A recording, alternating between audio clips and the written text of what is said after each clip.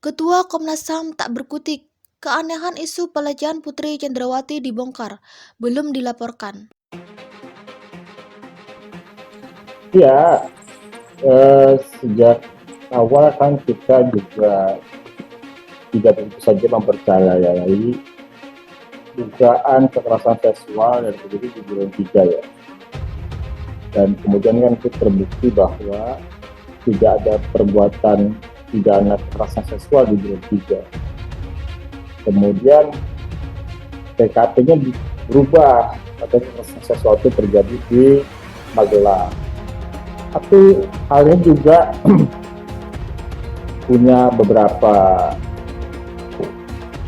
hal yang janggal, ganjil, tidak lazim ya, atas dugaan kekerasan seksual kepada ibu di Magelang.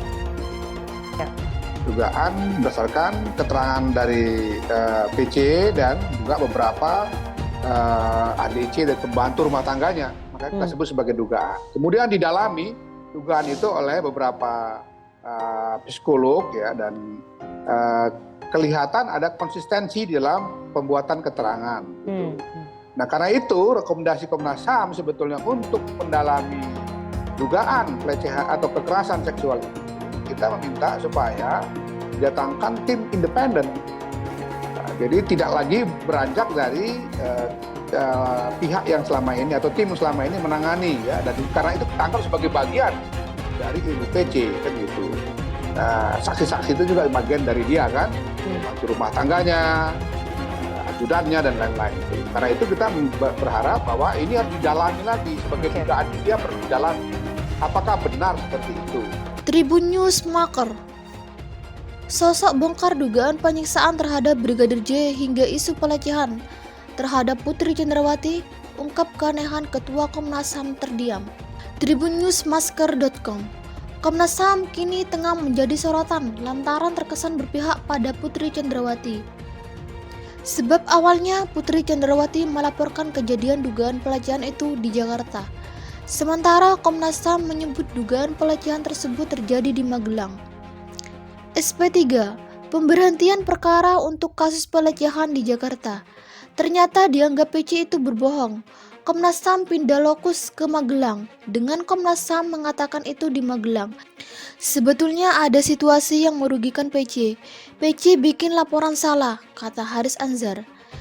Yang dimaksud Pak Joksu Projektis Magelang itu belum pernah dilaporkan. Kalau Komnas HAM punya dugaan itu, Komnas HAM mau nggak bikin laporan ke polisi, sambungnya. Karena kita sudah usulkan dan sudah rekomendasikan ke penyidik, dan penyidik akan menindaklanjuti, maka itu ranahnya penyidik.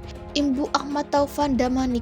Perihal kasus dugaan pelecehan tersebut, Haris Azhar menyebut Komnas HAM perlu memberikan jawaban atas isu yang mereka hembuskan tersebut. Karena terduga pelaku kasus tersebut yakni Brigadir J sudah meninggal dan para saksi adalah komplotan Ferdy Sambo yang notabene pelaku pembunuhan berencana. Kan masalahnya diduga pelakunya sudah meninggal. Saksi yang memberatkan dan meringankan. Saksi meringankannya tidak ada. Saksi memberatkan itu satu klaster pembunuh Brigadir J. Perlu ada jawaban dalam situasi ini, kata Haris Azhar.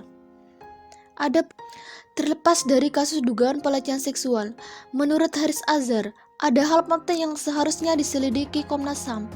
Hal penting itu adalah dugaan penyiksaan. Menurut Haris Azhar, kasus dugaan pelecehan Putri Cendrawati itu tak sebanding dengan kasus pembunuhan berencana Brigadir J. Akan tetapi, peristiwa Magelang itu tidak menghentikan, tidak bisa dikompensasi peristiwa pembunuhan berencana terhadap Yosua, pungkas Haris Azhar. Kami dalam extrajudicial killing itu final, membela Brigadir J. Ibu Ahmad Taufan Damanik. Mengurai analisa, Haris Azhar meyakini bahwa ada penyiksaan yang diterima Brigadir J sebelum meregang nyawa. Atas analisanya, Haris Azhar mengaku siap berdebat dengan siapapun. Saya ada catatan juga soal laporan Komnas HAM. Menurut saya ada penyiksaan terhadap Brigadir J. Proses menuju peluru itu menyentuh tubuhnya si Yosua. Itu ada intimidasi, ada pemaksaan, itu torture bang, itu sistematik. dengan dalil pasal 340 menuju pembunuhnya. Itu ada penyiksaan di sana. Saya berani berdebat secara HAM.